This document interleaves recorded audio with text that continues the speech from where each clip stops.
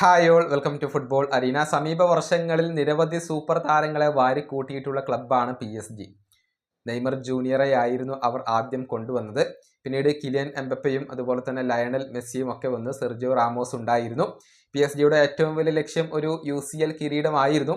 പക്ഷേ ഇവരൊക്കെ ക്ലബ്ബ് വിട്ടതിന് ശേഷമാണ് ഒരു ചാമ്പ്യൻസ് ലീഗ് കിരീടം സ്വന്തമാക്കാൻ ഇപ്പോൾ PSG സാധിച്ചിട്ടുള്ളത്. നമുക്കറിയാം, ഇത്തവണത്തെ UCL PSG ആണ് സ്വന്തമാക്കിയിട്ടുള്ളത്. ഏതായാലും സാന്റോസിന്റെ ചീഫ് എക്സിക്യൂട്ടീവ് ഓഫീസറായ അലക്സാണ്ട്രെ മാറ്റോസ് ഇതുമായി ബന്ധപ്പെട്ടുകൊണ്ടുള്ള ഒരു അഭിപ്രായ പ്രകടനം നടത്തിയിട്ടുണ്ട്.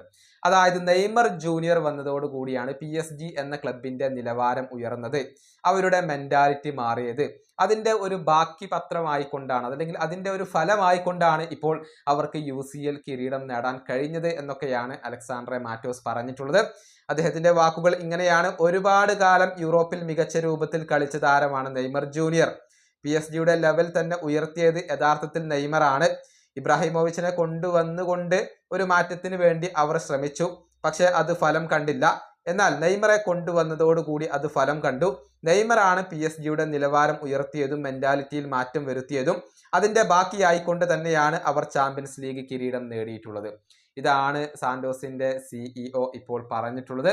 ഏതായാലും കിരീടം നേടാൻ കഴിഞ്ഞു എന്നുള്ളത് കെരീഫിയെ സംബന്ധിച്ചിടത്തോളം സന്തോഷം നൽകുന്ന കാര്യമാണ്.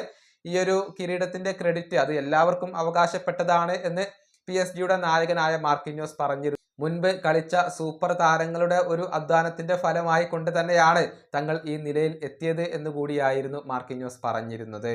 ഈ വീഡിയോ അവസാനിപ്പിക്കുന്നു. അടുത്തൊരു വീണ്ടും കാണാം.